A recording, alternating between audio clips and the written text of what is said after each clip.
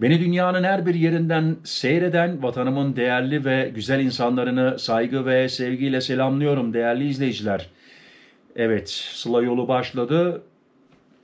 Avrupa'da yaşayan Türklerimiz, bakın gurbetçiler demedim, Avrupa'da yaşayan Türklerimiz, vatandaşlarımız yoğun yoğun yollarda ve bazı vatandaşlarımız Türkiye'ye gitti, tatiline başladı. Hepsine şimdiden hayırlı, uğurlu, dinlendirici bir tatil diliyorum.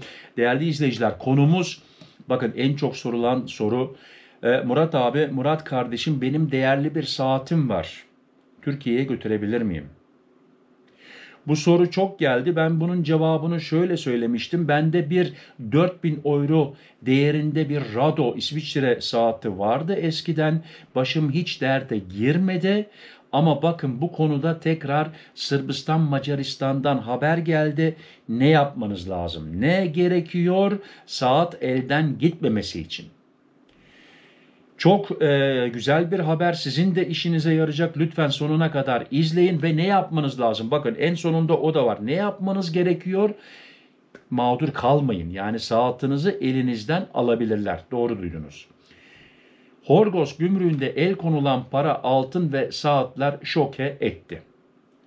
Sırbistan'ın Macaristan sınırındaki Horgos sınır kapısında gümrük ekipleri yaptıkları kontrollerde 3 farklı yolcuya ait valizlerde ve araçlarda toplam 180.000 euronun üzerinde değere sahip kaçak eşya tespit etti.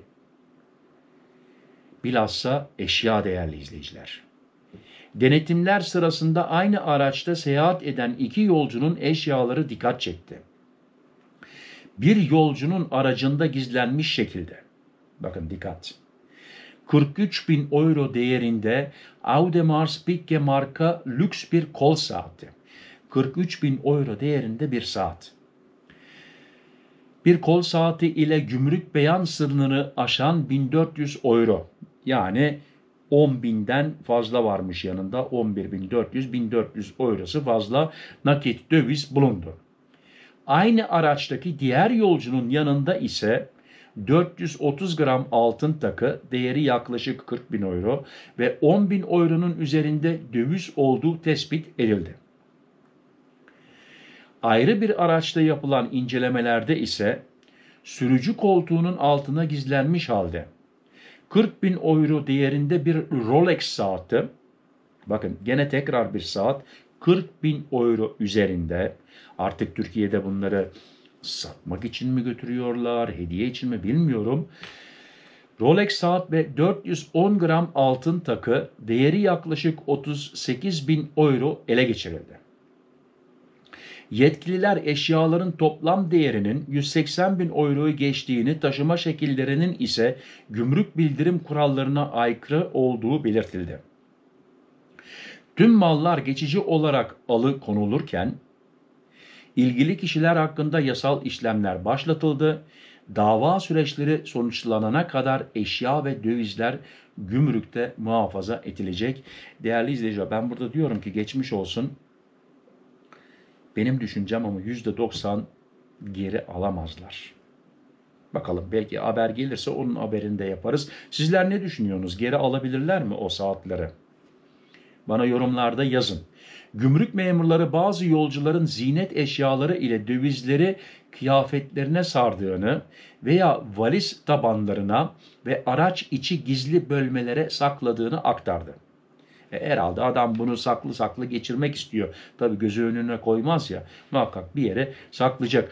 Şimdi değerli izleyiciler, bakın, gurbetçilere uyarı. Burada da gurbetçiler yazıyor.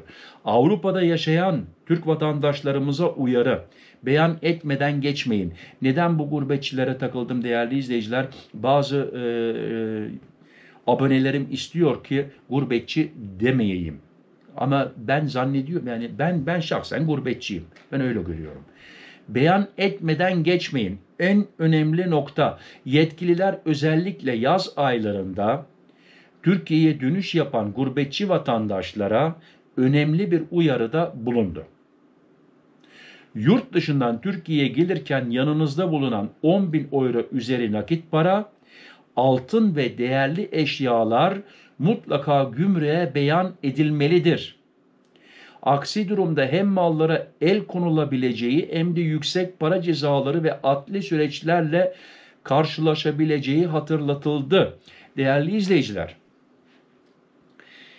benim düşüncem, şahsi düşüncem, yanınızda böyle değerli eşyalar varsa kara yolundan, sıla yolundan, karayolundan gitmek en kötü yol. Çünkü neden diyeceksiniz? Diyelim ki Hollanda'dan yola çıktın.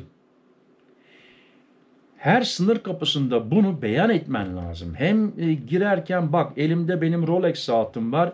Giriş yapıyorum, çıkış yapıyorum, giriş yapıyorum, çıkış yapıyorum. Macar ayrı, Sırbistan ayrı, Bulgaristan ayrı. Türkiye'ye girerken tekrar beyan etmeniz lazım. Bunu yapmazsanız, yakalanırsanız bu gurbetçilerin başına gelenler sizin de başınıza gelebilir.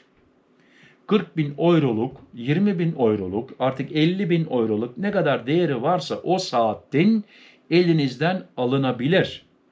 Ama dediğim gibi alınmamasını istiyorsanız sınırlarda giriş çıkış yaparken bunu göstermeniz lazım. Ben şahsen hiç öyle bir değerli saatle yani 40.000 euroluk saatle gidip gelmedim değerli izleyiciler. Ben beyan etmedim.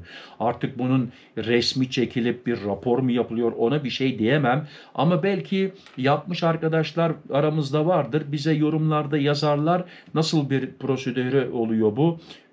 Biz de öğrenmiş oluruz. Ama bunun protokolü yapılması lazım. Bu yazılması lazım bir yere. Bu vatandaşın yanında Rolex saati var. Numarası şöyle şöyle. Sırbistan'a girdi. Sırbistan'dan çıktı. Bulgar'a girdi. Bulgar'dan çıktı. Türkiye'ye giriş yaparken de değerli izleyiciler bunu göstermeniz lazım. Gümrükte tabii ki soracaklar. Sen bu saati gene geri götüreceksin mi, götürmeyeceksin mi? Götürmeyeceksen vergisini vermen lazım. Ya yoksa öbürküsü der ki ben bu BMW ile girdim vergisini vermeden yani aynı hesap. Nasıl arabanın giriş yapıyorsun Türkiye'de kullanacağın vergisini vermen lazım. Saatin de aynı. Yoksa o saati gitsen Türkiye'de al. Türkiye'de de aynı saat satılıyor. Ama Türkiye'de aldığın zaman tabii ki orada onun katma değer vergisini bilmem ne vergisini şu vergisini bu vergisini ödüyorsun ve iş bitiyor. Ama yurt dışından götürmek istiyorsan kaçak götürürsen tabii ki vergisinden kurtulmuş oluyorsun. Ama aman Allah'ım yakalanırsan 40.000 euro da gitti. Yani saat gitti. Şimdi değerli izleyiciler bu giderken de aynı, dönerken de aynı. Şimdi bazı vatandaşlarımız düğün yapacaklar, nişan yapacaklar, şunu yapacaklar, bunu yapacaklar. Takılar takılacak, altınlar takılacak. Bu altınları bazı vatandaşlarımız Avrupa'da yaşayan Türklerimiz, vatandaşlarımız Avrupa'daki adresine götürmek isteyecek. Dikkat. Dikkat değerli izleyiciler 430 euroya değeri kadar serbest. Ondan fazlası yasak. Beyan etmeniz lazım.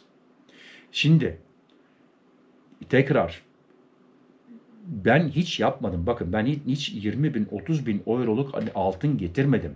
Değerli izleyiciler yani bunu beyan etmeniz lazım. Söylemeniz lazım. Ben bu altını Almanya'ya götürüyorum. Ama bana veya Hollanda'ya ama bana sorarsanız Türkiye'de güvendiğiniz bir bankanın trezorundan yer kiralayın. Değerli altınlarınızı artık neyiniz varsa oraya depo edin ve orada hiçbir şey olmaz. Ne başınız ağrır ne bir şey. Ne Almanya ülkesinden uğraşırsın vergisini vereceksin mi vermeyeceksin mi geri mi götüreceksin geri mi götürmeyeceksin. Ne bunlarla ne başın ağrır. Hiçbir şey olmaz. Senelik kiralık ücretleri de öğrendiğime göre pek fazla da değilmiş. Yani kimsenin karnı da ağrımaz bu konu üzerinde.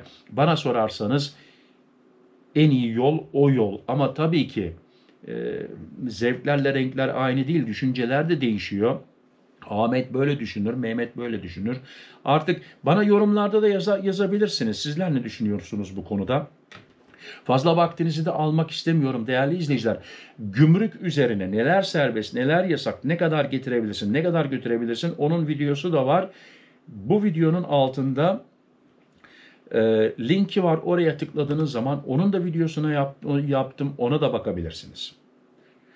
Ne kadar çay götürebilirim, ne kadar çikolata götürebilirim. Hepsi orada detaylı tekrar dile getirdim sizlere. Şimdi yola gidecek arkadaşlara şimdiden hayırlı yolculuklar diliyorum. Kazasız, cezasız, belasız inşallah. Türkiye'de olan vatandaşlarımıza hayırlı tatiller ve geri döneceğiniz zaman tabii ki size de hayırlı yolculuklar. Su gibi gidin, su gibi gelin, kazasız, cezasız, belasız olur inşallah. Kendinize dikkat edin, sıhhatinize dikkat edin, sıhhatli kalın, benimle kalın, hoşça kalın. Murat.